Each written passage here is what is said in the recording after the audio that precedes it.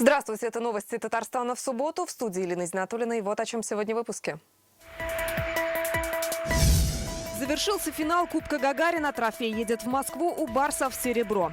Спасибо Белединову, хотел бы сказать, особенные. Потому что он команду вывел, настроил. Итоги яркого сезона в нашем репортаже. Обратный отсчет дан. Поехали! Ровно 300 дней остается до фиджитал игр в Казани. Подробнее об этом в репортаже Алены Струминской.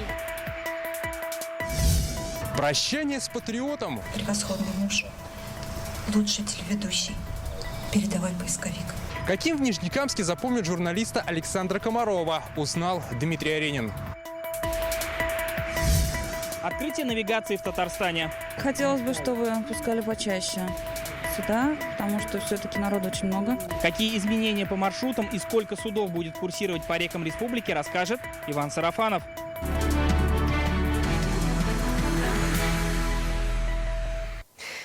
Дней остаются до первых в истории человечества игр будущего. Они пройдут в Казани в 2024 году. Обратный отсчет сегодня запустили в Москве и Казани. Это был телемост. На связи раис республики Рустам Минниханов, вице-премьер России Дмитрий Чернышенко и тысячи людей. Это именитые спортсмены, любители киберспорта, жители городов. Их приветствовал Владимир Путин. Все в ожидании уникальных игр, где традиционный спорт сочетается с новейшими технологиями. Репортаж Алены Струминской.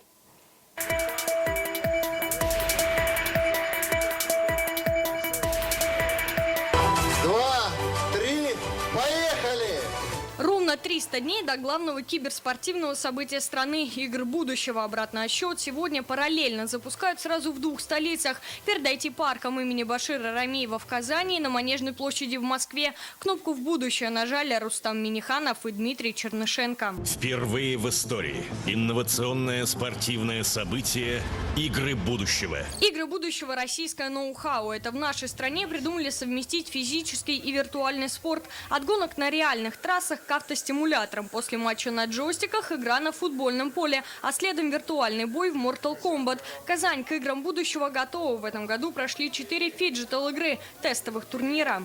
Хочу заверить, у нас есть опыт, у нас есть желание, и мы, конечно же, сделаем так, чтобы эти игры, они первые и всем запомнились. Для этого есть все возможности. Впервые в истории человечества пройдут игры, которые объединят и цифровой формат, и классический спорт.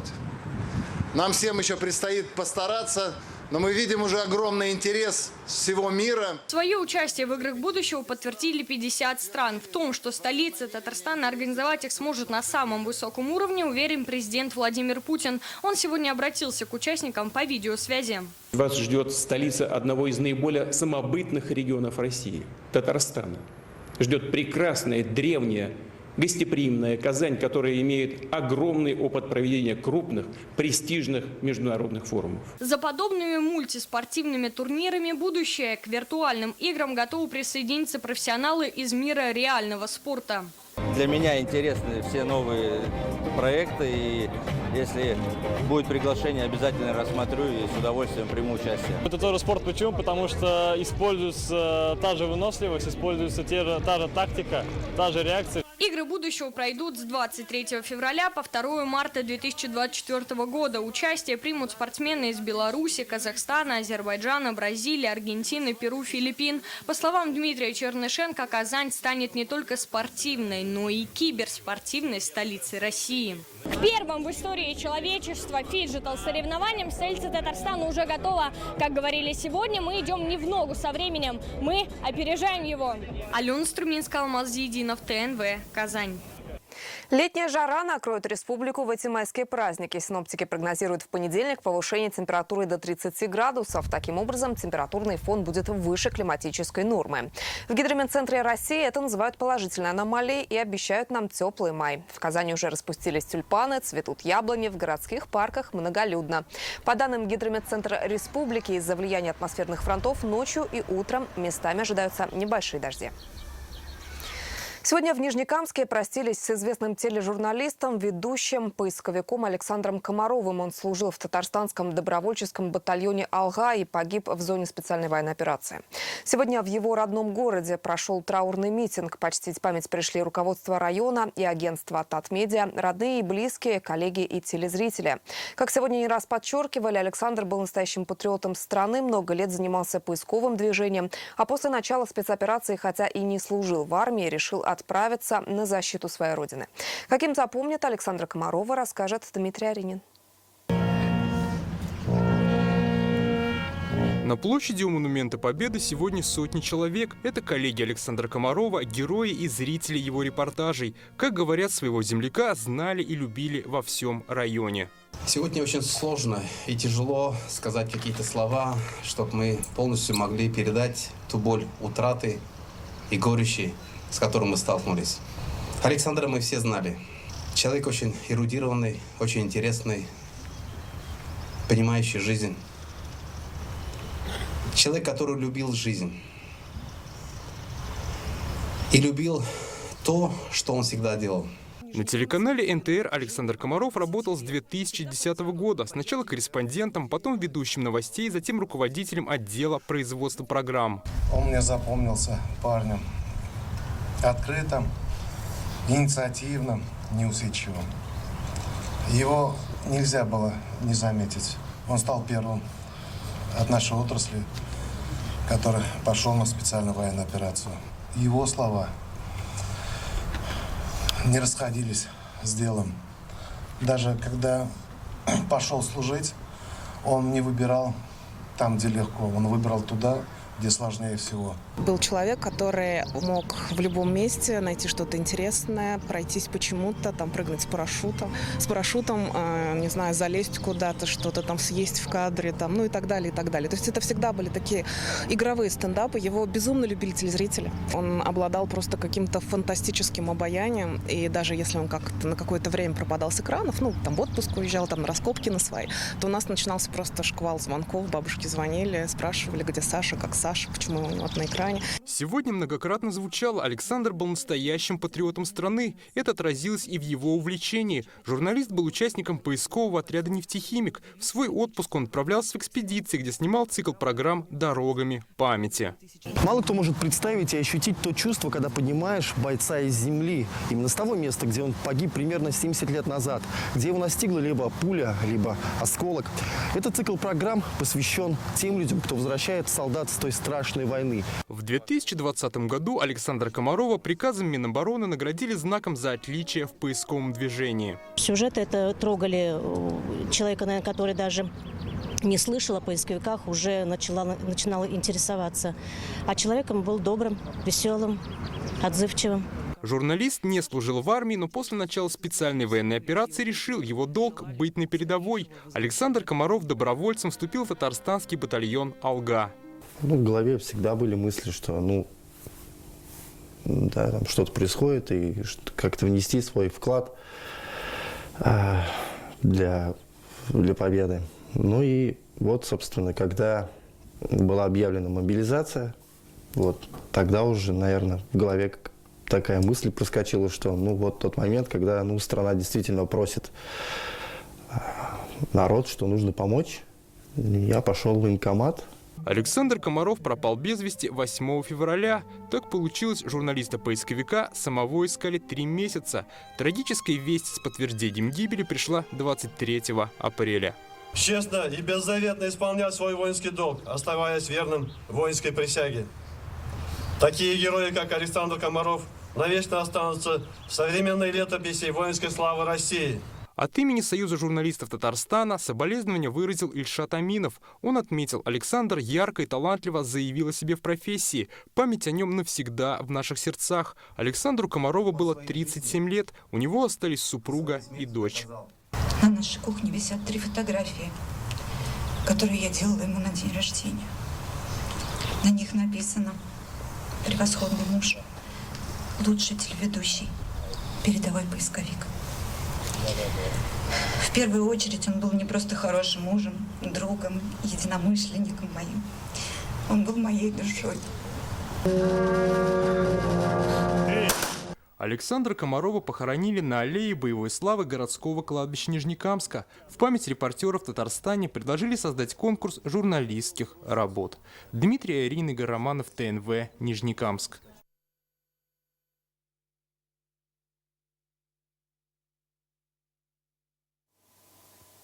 К международной акции «Сад памяти» сегодня присоединился Татарстан. Она посвящена 78-летию победы в Великой Отечественной войне. Деревья в память о своих дедах и прадедах, ковавших победу, сегодня сажали на 275 площадках по всей республике. Традиционно участие приняли тысячи татарстанцев, от студентов и школьников до госслужащих и депутатов. К акции в Казани присоединилась и наш корреспондент Сирина Сахапова. Сажаем шиповник в несколько рядов. Эти кусты Александра Кобылина сажает в память о своем прадеде Вячеславе Светлицком. В Великую Отечественную войну он служил разведчиком, попал в плен, сбежал, дошел до Германии и с победой вернулся домой. Это возможность, пока сажаешь, сидеть, подумать над тем, что, и какой ценой далась победа, и для чего мы, в принципе, как студенты, чем мы можем помочь, что мы можем сделать, чтобы повспоминать о тех людях, благодаря которым мы, по сути, живем сейчас.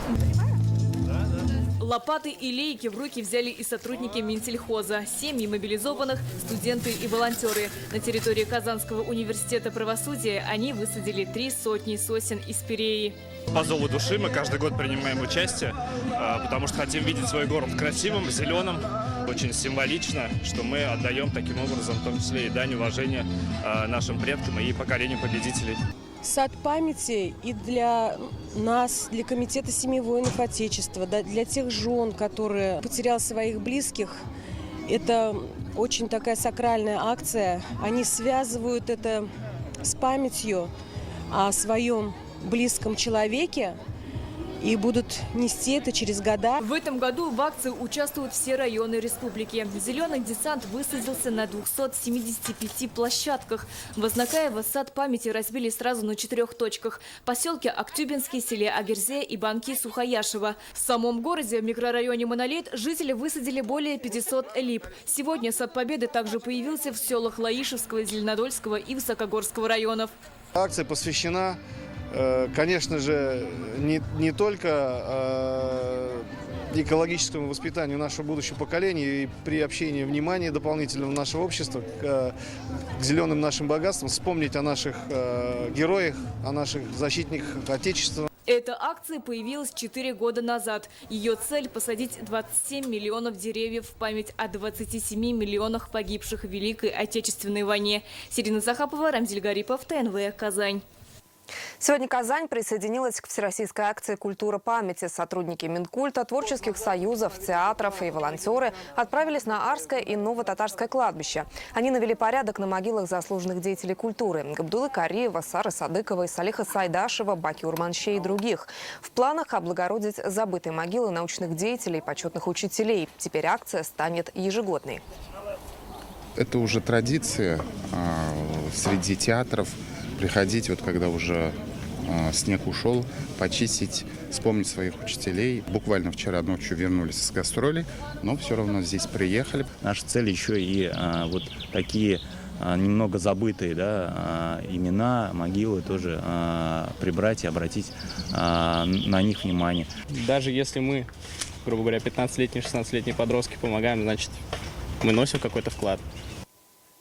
Посевная в республике в самом разгаре, но дождей аграрии пока не дождались. О ходе работ сегодня доложили на республиканском совещании, его провел Рустам Миниханов. В апреле выпало всего 5 миллиметров осадков при норме в 30. Тем не менее, засеяли уже 60% от плана. Также подвели итоги весенних сельхозярмарок. Как повлияла ранняя весна на работу аграриев и какие поручения по будущему урожаю дал Раис республики, расскажем далее. Благоприятная погода прошедших 2 недель, повышение ночных температур воздуха и почвы позволяли проводить круглосуточный сев даже теплолюбивых культур. Весна в этом году пришла на 2 недели раньше, что ускорило и старт посевной, и ее темпы. Сеяли до 94 тысяч гектаров в сутки. Запас влаги в метровом слое в Минсельхозе пока оценивают как хороший. Только осадков не хватает, сетует Марат Зябаров. На поверхности почвы не так все благополучно, поскольку за апрель выпало в среднем 5 миллиметров осадков при норме 30 миллиметров.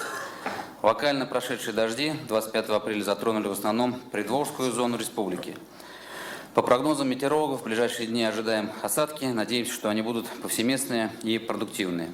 Уже посеяно 1 112 000 гектаров, это 60% от плана. Из них зерновые 70%, сахарная свекла 81%, рапс 55%, подсолнечник 51%. Районы-лидеры – Тетюши, Заинск, Буинск, Елабуга, Муслюмова, Нурлат и Аксубаева. Параллельно с севом требуются и защитные мероприятия. Согласно мониторингу Россельхозцентра, на половине обследованных озимых растут сорняки. Самое главное, вы правильно отметили, значит, защита растений. С одной стороны, это хорошо, вот тепло, с другой стороны, все эти насекомые, они проснулись тоже, кушать хотят, поэтому работать надо. Агротехнические мероприятия строго по графику, надо их выполнять. Подвели и итоги ярмарок. Весной в Казани и других крупных городах за 6 ярмарочных дней реализовали продукции на 378 миллионов рублей. Рустам Минниханов поблагодарил сельчан, организаторов и поручил продолжить эту работу. Овощная продукция намного дешевле. Но мясная, может быть, не так дешевле, но вы посмотрите качество в магазине, вот мясной продукции, мяса, и то, что на ярмарках. Это свежее, охлажденное мясо, качественное. Поэтому это не только еще цена, это и качество. А качество – это здоровье людей. Поэтому эти ярмарки, они показали себя очень позитивно. И, конечно же, просьба эту тему дальше продолжать мы, конечно же, поддерживаем. Значит, мы ярмарки завершили весенние, к осенним подготовимся, Владимир. Осенью надо это возобновить. Аграрии получили уже 5 миллиардов рублей на развитие растениеводства и мелиорации, поддержку животноводства и подсобных хозяйств, а также на модернизацию АПК. Лена Знатульна, Марат Хусаинов, ТНВ, Казань.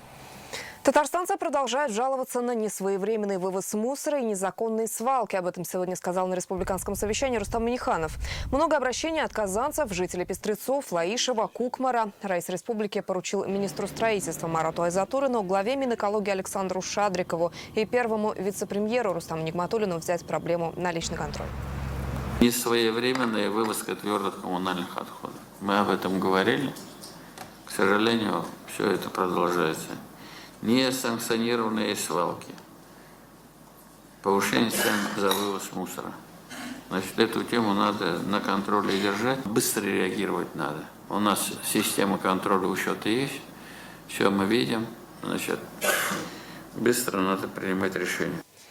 Одной свалкой сегодня стало меньше. После нашего репортажа КАМАЗы приехали в частный сектор на Повстанческой в Казани. Напомним, накануне мы рассказывали, как здесь заброшенные частные дома превратились в груды мусора и места обитания бездомных. Хозяева съехали, продав участки, покупатели неизвестны. В итоге вместе с нами к решению проблемы подключились экологи. Администрация Кировского района пообещала убрать территорию и сдержала слово. Сейчас осталось выяснить, кому принадлежат дома и в судебном порядке привлечь их к ответственности. С начала года в Татарстане произошло 4 несчастных случая на стройках. Из них 2 рабочих пострадали в этот четверг при обрушении кирпичной стены строящегося дома в ЖК «Светлое» в Куюках. О ситуации с охраной труда доложил на совещании в Доме правительства глава Минстроя Марат Айзатуллин. Министерство рекомендовало застройщикам проходить республиканскую госэкспертизу, но большинство по-прежнему заказывают у частных компаний. Стройки проверяют и в рамках санитарного двухмесячника. Выявлено 19 нарушений, наложено штрафов на 300 тысяч рублей. Наиболее типичные нарушения санитарных норм и правил на строительных объектах, ненадлежащее обустройство мест для сбора отходов в производстве и потреблении, несвоевременный вывоз мусора с площадок и отсутствие пунктов мойки колес строительной техники. Сегодня в республике открылась пассажирская навигация по Волге и Каме. Из речного порта Казани первый омик отправился в Верхний Услон, а Москва-160 поплыла в Свияжск. С июня до острова Града будет по 4 рейса в день по выходным. В прошлом году был только 1. Это связано с высоким спросом, говорят в Минтрансе. Стоимость поездки не повысилась, за исключением одного маршрута. Какого? Как речники подготовились к сезону и почему навигацию не открыли раньше из-за резкого потепления? Ответы у Ивана Сарафанова.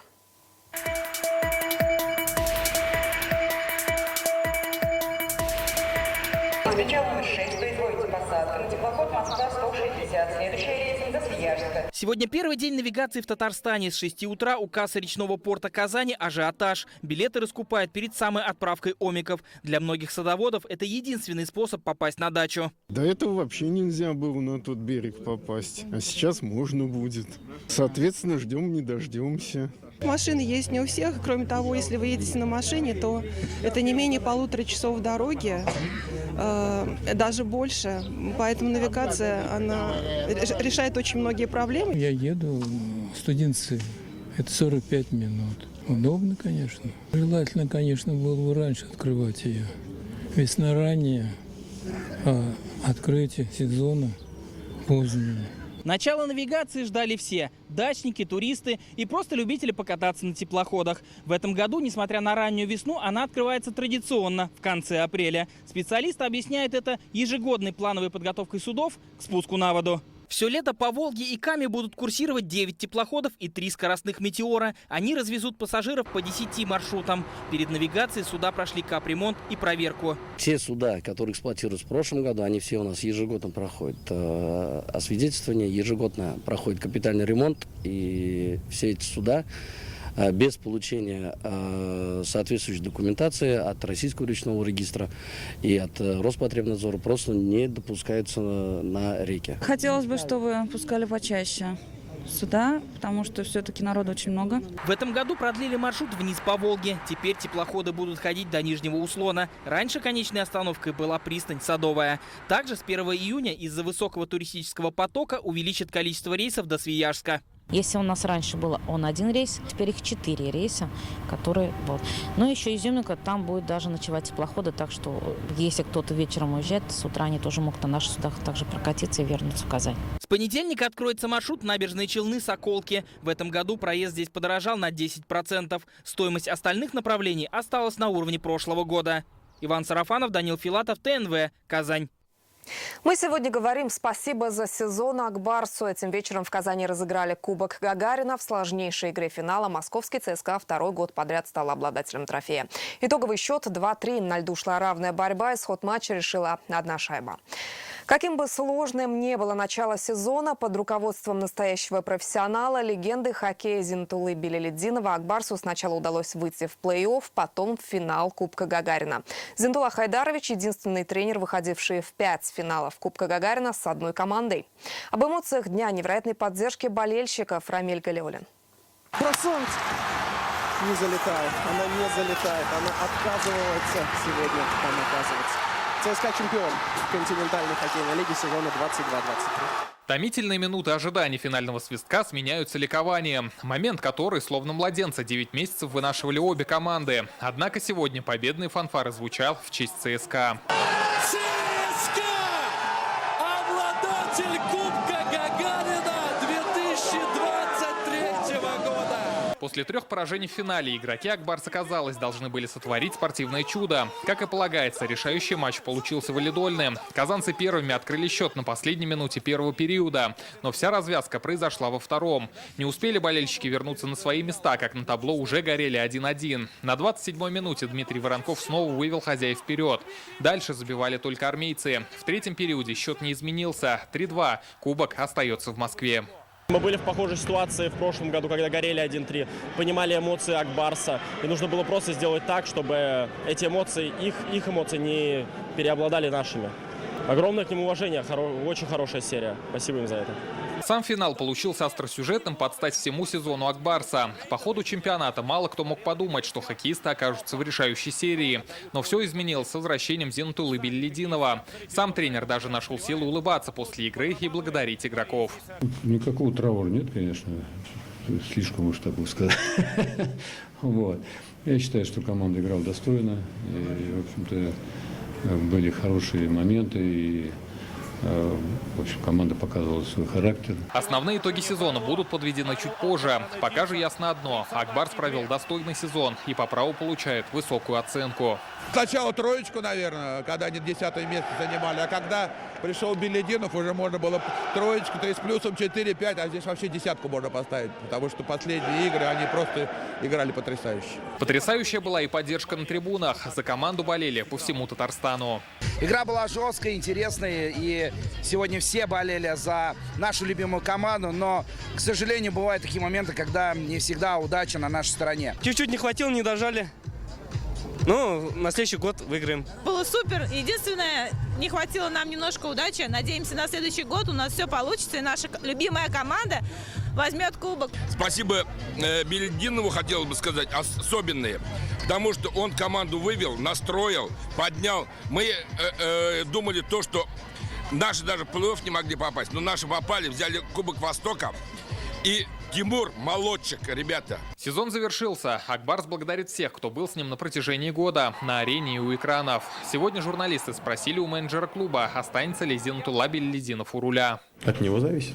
Исключительно его решение? Ну, исключительно его решение, да. С вашей стороны, шайба на его стороне, вы готовы с ним дальше? Ну, конечно. Сейчас команды отправляются в отпуск, набираться сил перед стартом следующего сезона. Рамиль Галиуллин, Данил Филатов, ТНВ, Казань. Рустам Минниханов поблагодарил Акбарса за этот сезон и выложил в своем телеграм-канале видеоролик. «Вы лучшая команда, вся республика и миллионы болельщиков за ее пределами искренне переживали за каждый матч. Несмотря на счет, вы для нас все равно чемпионы». Раис республики отдельно поблагодарил Зиннатуллу Хайдаровича и назвал его нашей легендой 17. Тренер за короткий срок вернул команду в лидеры и привел Акбарс в финал, написал Рустам Минниханов. Ребята, я вами горжусь. Сегодня в Акбарс-арене Казани с журналистами встретились легенды Рубина. Футбольному клубу 65 лет. Легионеры Алехандро Домингес, Макбет Сибая и Хасан Кабзе выступали за клуб в чемпионские годы. Здесь же заставшие золотую пору Рубина Александр Бухаров, Виталий Калешин, Алан Касаев и Андрей Фролов. Легенды прибыли в Казань поддержать нынешних игроков Рубина в матче 29-го тура первой лиги. До начала игры они обсудили будущее и прошлое футбольного клуба, сделали памятные фотографии.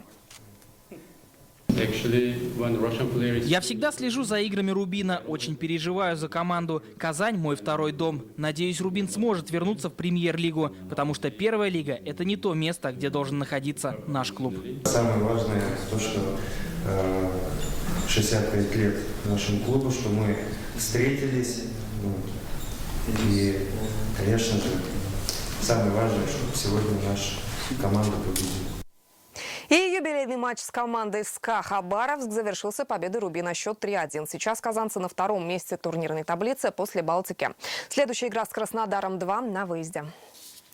Так заканчивается неделя. Интернет-версию итогов прошедших 6 дней читайте на сайте газеты «Реальное время». Еще больше информации в нашей группе ВКонтакте и Телеграм-канале. С прогнозом погоды на завтра вас познакомит моя коллега Гульназ Гизатуллина. Передаю слово ей, а я с вами прощаюсь. До встречи.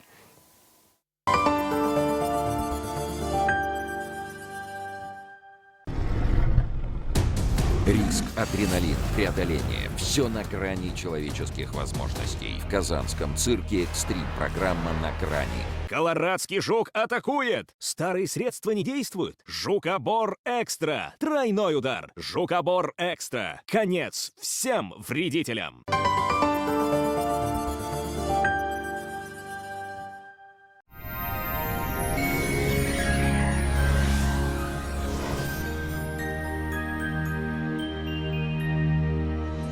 Здравствуйте! Сегодня о погоде расскажу вам я, Гульназ Гизатуллина.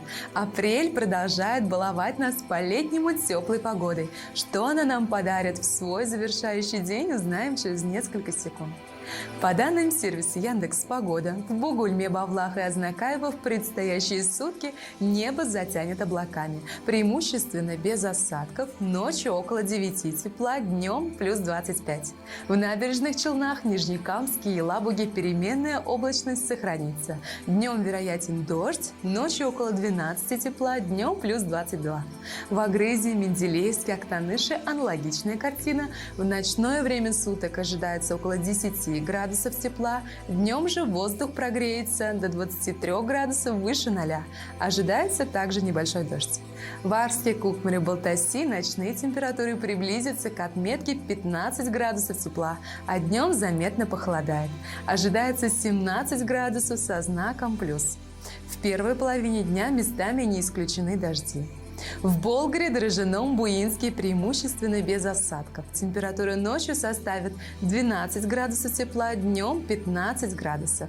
В Альметьевске, Чистополе, Мамадыше сохраняется повышенный температурный фон.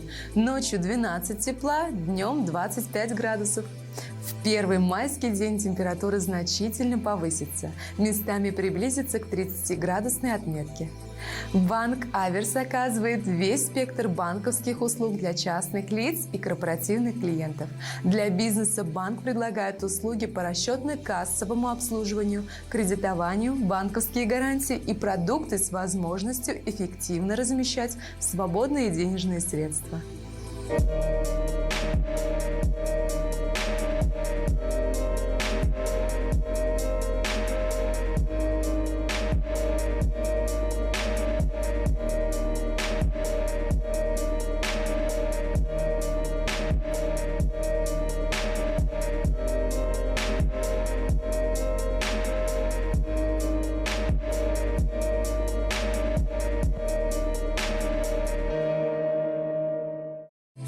В Казани в воскресный день ожидается пасмурный и прохладный. Пройдут дожди, ночью и днем до 15 градусов тепла. Ветер северный, умеренный до сильного.